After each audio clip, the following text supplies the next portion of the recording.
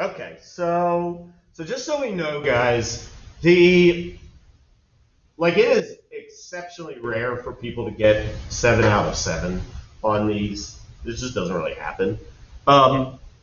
If you are getting 4 out of 7, you are in the average on these is like 2.5 to 3.5 out of 7. Okay, so if you're getting like 4 out of 7, if you're getting like a 75% on the multiple choice and then 4 out of 7s on the FRQs, like you are in a good, you are money. Okay, so don't think that you have to get every single one of these to do well. You do not. If you do really well on one of them and not well on the other one, that can still be perfectly fine. All right, so Savannah is a junior in high school and is preparing for an exam in her beginning Japanese course. The exam will consist of both written and spoken portions. Although it is her first course in Japanese, Savannah is confident that she will do very well on the exam. So you can see for each part of these, so when you write this one, when you write one like this, it is fine if you want to put like A over in the margin and split it up like that. Like that's fine. You should just have separate paragraphs for each one of these. Okay, so for the first part, it's just asking you to describe how these would relate to successful learning and performance. For part B, describe how this may hinder Savannah or get in the way of her performance. And then C, how these terms may influence her opinion of how she did.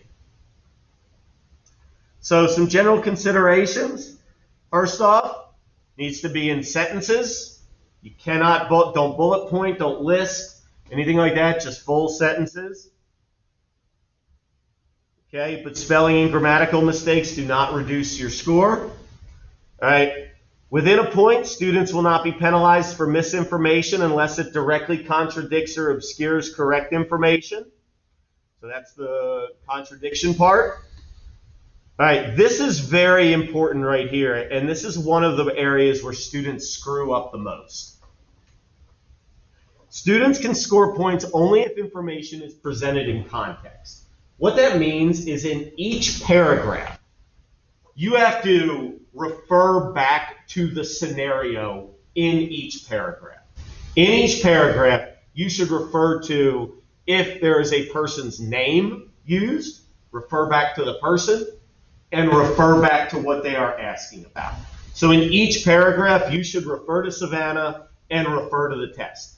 Thing that I tell people is like, when you are writing it, you can write it as blah, blah, blah would hinder Savannah's performance on the Japanese test by, you can just restate what they are asking in the prompt, right? That puts everything in context, okay? But don't just be like, it would hurt because, it would hinder because blah, blah, blah. All right, you got to refer back to the scenario. It's very nitpicky like that. Definitions are not sufficient to score points, okay? But definitions alone do not earn credit. So if your definition is wrong, but your application is correct, you can still get the point. You'll still get the point.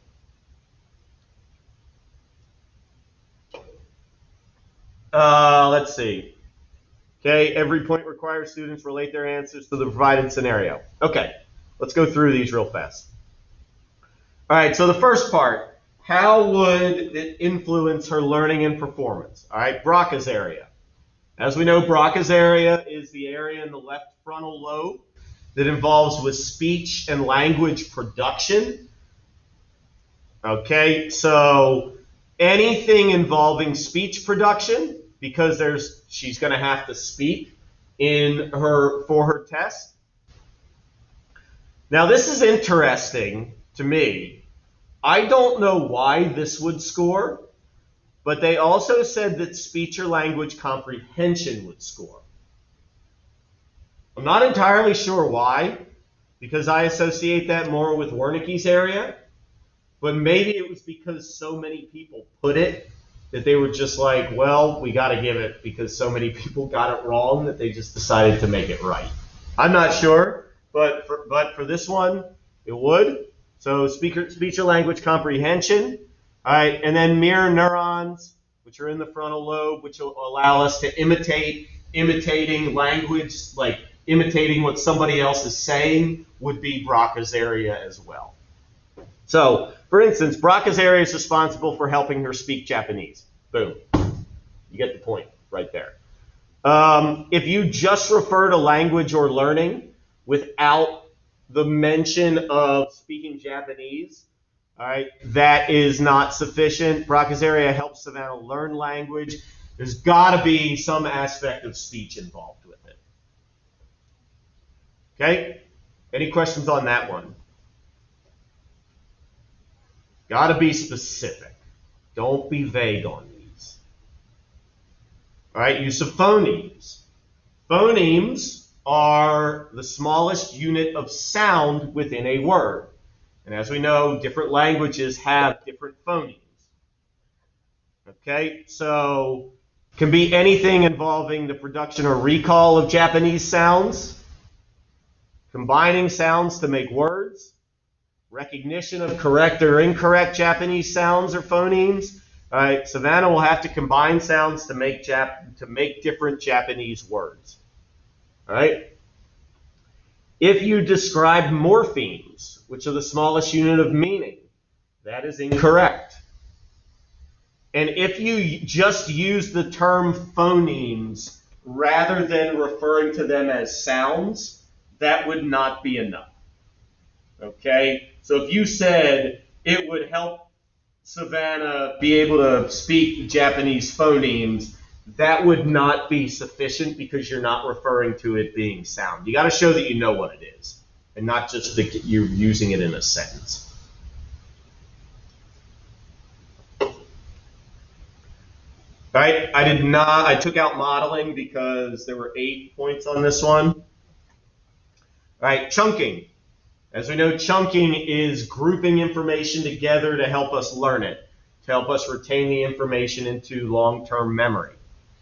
So the main thing with this one is as long as you mention something about grouping information, so it could be grouping words, it could be grouping sounds, okay? Anything, but it has to do with grouping or using some sort of acronym, something along those lines. If you just refer to chunking without specifically talking about grouping, that is not sufficient. And then the phrase breaking information into smaller pieces would not score because chunking involves grouping.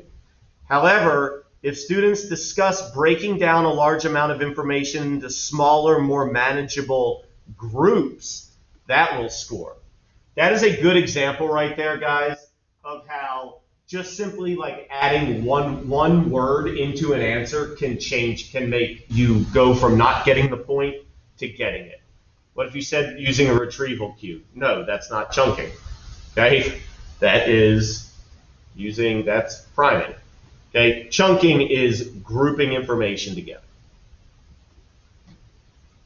So it's really, as long as you said that word groups, you should be good. All right, now, how would these things hinder her performance? Encoding failure. Encoding failure is the failure to get information into memory. All right, so Savannah never put the words into memory in the first place. Information was not selectively attended to. It was shallow processed.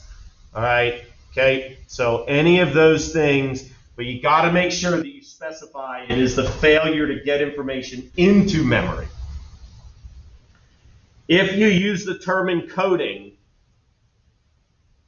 without specifying that it's the process of getting it into memory, that would not score. All right, and then if you refer to anything other than the failure to get it into memory, if you refer to storage decay, okay, meaning you've forgotten it, or if you refer to retrieval failure, it's in there but you can't get it out, that would not score. This is literally the process of not being able to get it, not having it not get into your memory system. right? Age and language acquisition has to mention something about how as we get older, it's harder for us to learn languages.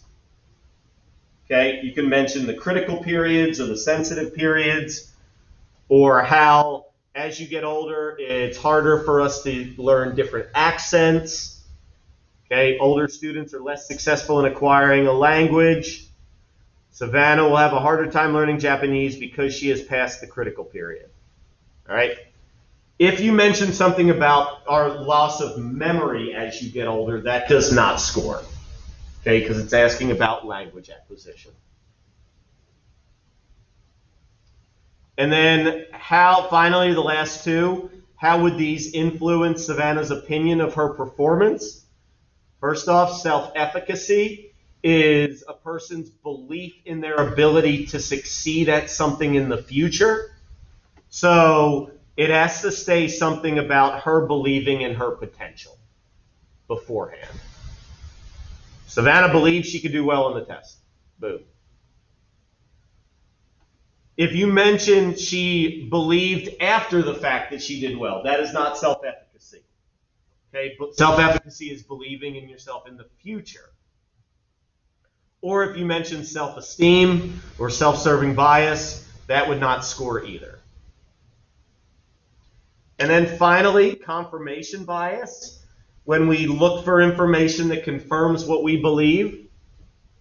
So in this mentioning something, maybe Savannah only paid attention to the things that she did well and ignored the things that she did poorly.